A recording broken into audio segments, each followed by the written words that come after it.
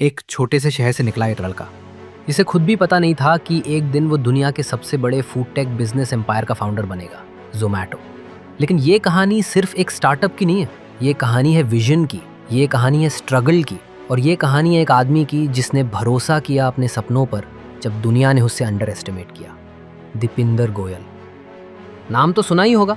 आज जोमैटो के सीईओ है, बिलियन डॉलर कंपनी के हेड। लेकिन शुरुआत हुई थी पंजाब के एक छोटे से कस्बे मुक्तसर से।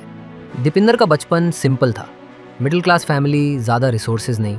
उनके फादर एक स्कूल टीचर थे और घर में एजुकेशन को लेके एक अलग ही इज्जत थी। पर एक छोटी सी दिक्कत थी, दीपिंदर को पढ़ाई से ज़्यादा लगाव नहीं था।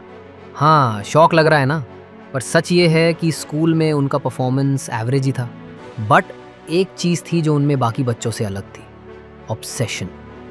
Obsessed with solving problems, obsessed with speed, obsessed with figuring things out. एक बार उन्होंने कहा था, मैं स्कूल में ब्रिलियंट स्टूडेंट नहीं था, पर जब किसी चीज़ में इंटरेस्ट आ जाता था तो मैं उसमें डूब जाता था। Therefore, जब उन्होंने IIT का नाम सुना, एक स्पार्क जला। IIT, इंडिया का टॉप इंजीनियरिंग इंस्टीट्यूट, चैलेंज था, और दीपिंदर चैलेंज से कभी नहीं डरता था। 1997 में दीपिंदर गोयल ने IIT दिल्ली क्रैक कर लिया। बट लाइफ वहाँ भी आसान नहीं थी। कंपटीशन इंटेंस था और हर स्टूडेंट टॉपर। एक बार उन्होंने बताया था, I was surrounded by people who were way smarter than me. मुझे अपने आप पे डाउट होने लगा। देयरफॉर उन्होंने क्या किया, अपने कंफर्ट जोन को तोड़ दिया। जब बाकी स्टूडेंट्स सिर्फ असाइनमेंट्स पे फोकस करते, दीपिंदर रियल वर्ल्ड प्रॉब्लम्स ढूंढते। यहीं पे एक चीज़ उनके अंदर उभरी, प्रोडक्ट थिंकिंग। कैसे कोई सर्विस या टूल लोगों के लाइफ को बेटर बना सकता है। उनके दिमाग में एक चीज़ घूमती थी, मैं क्या बना सकता हूँ जो लोग यूज़ करना चाहें। कॉलेज के बाद दीपिंदर ने ज्वाइन किया बेन एंड कंपनी, एक टॉप कंसल्टेंसी फर्म। यहाँ पे सब कुछ कॉर्पोरेट था, सूट, स्लाइड्स, मीटिंग्स। बट एक छोटी सी दिक्कत थी, रोज़ लंच टाइम पे ऑफिस के लोग एक मेन्यू फोल्डर के लिए लाइन लगाते थे, एक फिजिकल मेन्यू फाइल जिसमें गुड़गांव के नियर बाय रेस्टोरेंट्स के मेन्यूज़ थे। दीपिंदर सोचा, ये कितना इनएफिशिएंट है। देयरफॉर उसने अपने इंटरेस्ट से एक मिनी प्रोजेक्ट शुरू किया। उसने ऑफिस के सारे रेस्टोरेंट मेन्यूज़ स्कैन किए और एक छोटी सी इंटरनल वेबसाइट बना दी, foodiebay.com। और गेस व्हाट, एक हफ्ते में पूरा ऑफिस यूज़ करने लगा। उस वक्त उन्होंने सोचा भी नहीं था कि ये छोटी सी साइट एक दिन बनेगी जोमैटो। कुछ आइडियाज़ सिर्फ आइडियाज़ होते हैं, पर कुछ आइडियाज़ दुनिया बदल देते हैं। दीपिंदर गोयल का आइडिया उनमें से एक था। foodiebay.com एक सिंपल सा कॉन्सेप्ट था, but it solved a very real problem. और स्टार्टअप दुनिया का गोल्डन रूल क्या है, fall in love with the problem, not the solution. और दीपिंदर को लोगों की फूड की प्रॉब्लम से प्यार हो गया था। देयरफॉर उसने ऑफिस के बाहर भी ये आइडिया स्केल करने का सोचा। उस टाइम पे स्विगी नहीं था, जोमैटो का नाम भी नहीं था, ऑनलाइन फूड डिलीवरी का कॉन्सेप्ट इंडिया में ऑलमोस्ट नॉन एग्जिस्टेंट था। लेकिन फूडीबे सॉल्व करता था एक और बड़ी प्रॉब्लम, डिस्कवरी। लोगों को नहीं पता होता था कि उनके आसपास क्या खाना मिलता है। No menus online, no reviews, no photos, बस ट्रायल एंड एरर। दीपिंदर ने कहा, why should discovering good food be this hard. But ये सिर्फ एक साइड हसल था, फुल टाइम जॉब के साथ। और फिर एक दिन एक चीज़ ने सब कुछ बदल दिया। एक वीकेंड पे दीपिंदर ने देखा कि फूडीबे पे ट्रैफिक बूम कर रहा था।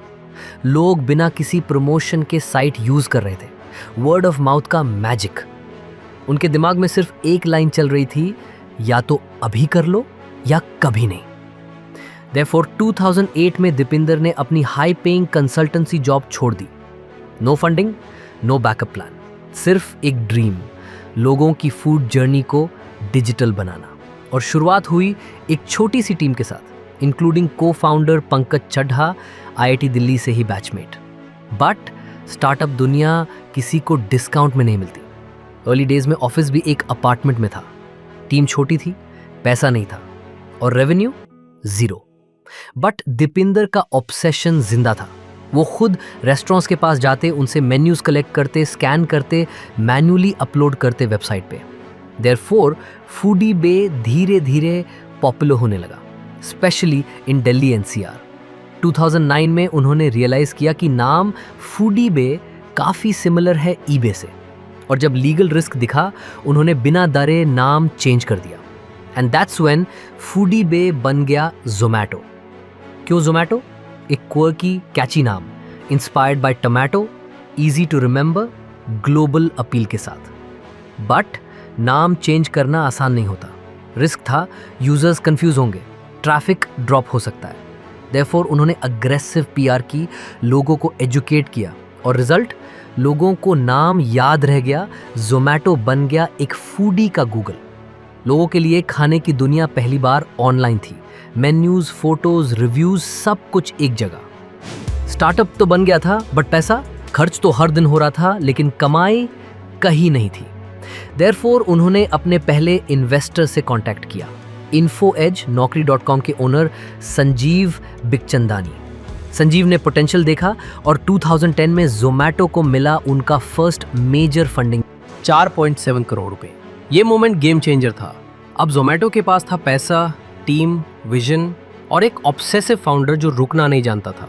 स्टार्टअप चलाना मुश्किल है, स्टार्टअप को स्केल करना उससे भी ज़्यादा मुश्किल, लेकिन अपने विजन को प्रोटेक्ट करना जब दुनिया उससे तोड़ने पे लगी हो, that's a war only the obsessed one survive.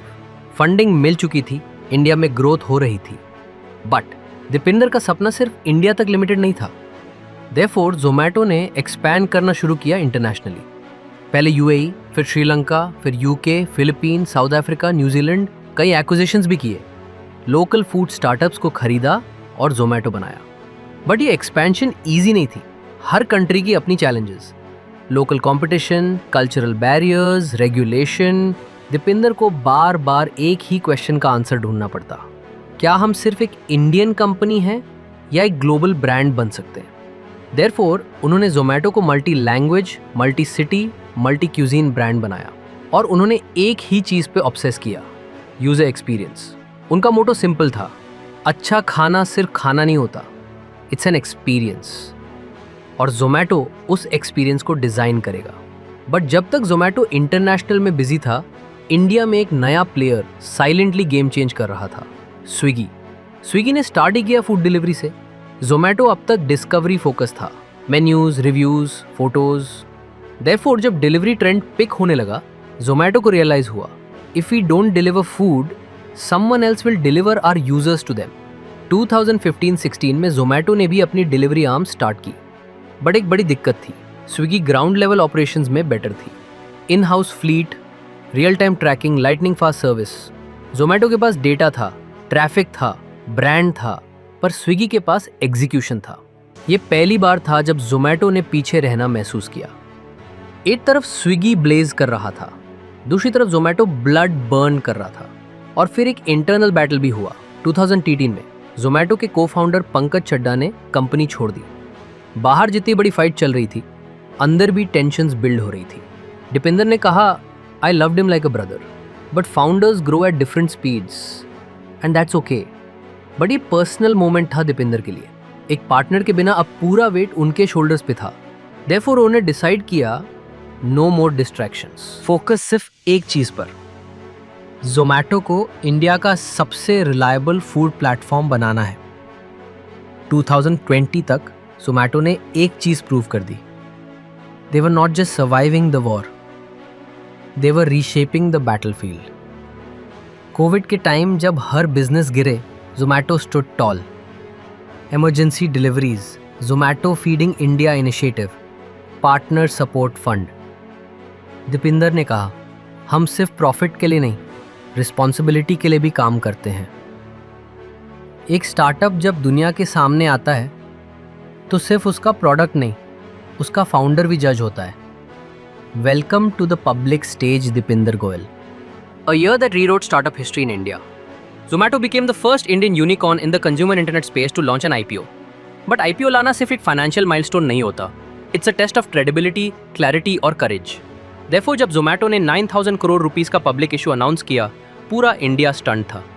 Investors line में लग गए, स्टार्टअप कम्युनिटी ने सेलिब्रेशन किया, न्यूज़ चैनल्स ने सिर्फ एक ही नाम रिपीट किया, जोमैटो ने गेम चेंज कर दिया। बट लोगों ने सिर्फ नंबर देखे, दीपिंदर ने देखा ये तो बस शुरुआत है। आईपीओ के बाद Deepinder Goyal suddenly went quiet, interviews कम, अपीयरेंसेस रेयर, ट्विटर पे ज़्यादा नॉइज़ नहीं, बट अंदर से वो और भी ज़्यादा एक्टिव हो गए थे।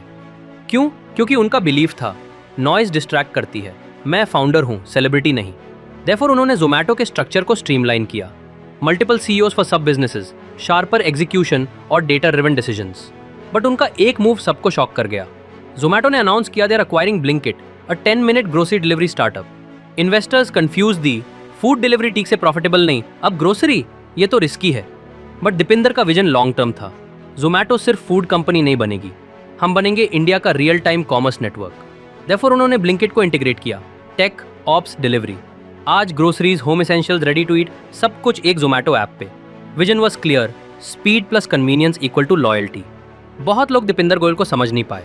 ना वो फ्लैम्बॉयंट है, ना ड्रामेटिक, ना वो स्टार्टअप पार्टीज में छाते हैं, ना उनका पब्लिक इमेज ओवर पॉलिश्ड है। बट एक चीज़ सबको दिखाई देती है, ऑथेंटिसिटी। एक बार उन्होंने कहा, मैं एक एवरेज बंदा हूँ, बस मैं हर रोज़ 1% बेटर बनने की कोशिश करता हूँ। और वही ऑब्सेसिव डिसिप्लिन, वही रूटीन, वही फोकस, वो जोमैटो के हर डिसीजन में दिखाई देता है। जोमैटो अब $1 बिलियन पब्लिक कंपनी है, crores of users, lakhs of orders, hundreds of cities, and one founder still building. But कहानी यहीं ख़त्म नहीं होती, कहानी तो अभी शुरू हुई है। Therefore, जब आज कोई छोटे शहर का लड़का अपने सपने देख रहा होता है तो उसके दिमाग में एक नाम ज़रूर आता है, दीपिंदर गोयल।